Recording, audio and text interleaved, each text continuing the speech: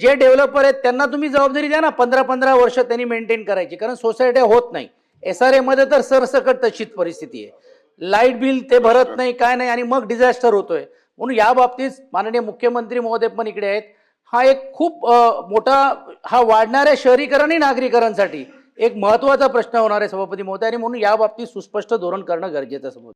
माननीय सभापती महोदय, खरं सभागृहामध्ये जे विषय मांडलेले आहेत त्यात वस्तुस्थिती आहे. कारण आपल्याकडे जर आपण विचार केला तर आता जवळपास 2,10,000 लिफ्ट आपल्याकडे तयार झाले आहेत, आणि आता त्याची संख्या अशी वाढते आहे की नुकतंच 25,000 नवीन लिफ्टला आपण मान्यता दिली. आपण जर आत्तापर्यंतचं स्ट्रक्चर बघितलं तर 2 विद्युत निरीक्षक आणि 69 लोक त्यांच्या अंतर्गत, एवढ्या लोकांनी या सगळ्या लिफ्ट तपासायच्या, जे प्रॅक्टिकली शक्य नाही आहे.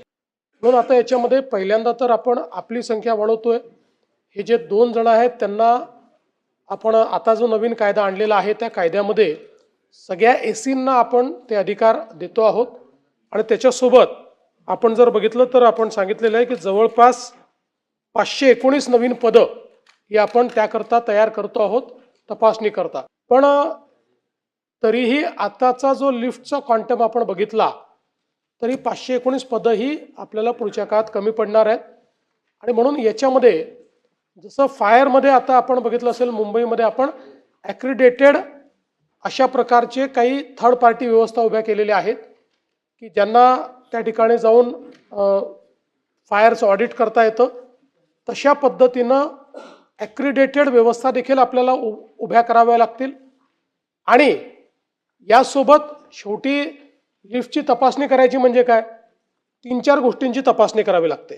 त्या गोष्टी बरोबर आहेत की नाही, त्याचं लाईफ किती आहे. त्याच्यामुळे याच्यामध्ये थोडं टेक्निकल मॅनपॉवर जर आपण उभं केलं किंवा व्यवस्था उभ्या केल्या तरी रेग्युलर तपासणी करून ते जे सर्टिफिकेट लिफ्टमध्ये लावायचं आहे की या दिवशी तपासणी झालेली आहे, ही तपासणी या दिवसापर्यंत व्हॅलिड आहे, अशा पद्धतीनं ती व्यवस्था आपल्याला नव्याने उभी करावी लागेल. आणि म्हणून आता आपण नुकताच कायदा मांडलेला आहे. त्या कायद्यामध्ये म्हणजे याच अधिवेशनात येतोय, खालच्या सभागृहात मला वाटतं आजच तो कायदा मांडला जाईल की ज्याच्यामध्ये आपण हे अमेंडमेंट्स करतो. पण मी ज्यावेळेस संपूर्ण आढावा घेतला त्यावेळी मला असं वाटतं की भविष्यात यामध्ये अजूनही अमेंडमेंट्स करण्याची आवश्यकता पडेल, ज्या वेगानं या लिफ्ट्स वाढता आहेत. आणि म्हणून या संदर्भात एक बृहन्मुंबई महानगरपालिका असेल, त्याचे कमिशनर असतील, एखाद्या दुसऱ्या महानगरपालिकेचे कमिशनर असतील, आपले विद्युत विभागाचे लोक असतील, अशी एक हाय पॉवर कमिटी तयार करून या समितीला आम्ही एक कार्यकक्षा देऊ की त्यांनी लिफ्टचं मेंटेनन्स, त्याच्या संदर्भातल्या जबाबदाऱ्या, त्या कशा पद्धतीनं तपासणी झाली पाहिजे, तपासणीचा कालावधी किती असला पाहिजे, त्याचे नॉर्म्स काय असले पाहिजे, आणि लिफ्ट तयार करणाऱ्या ज्या कंपनी आहेत त्यांच्यावर काय जबाबदारी असली पाहिजे, या संदर्भातल्या नवीन SOP या पुढच्या 6 महिन्यामध्ये आम्ही तयार करू.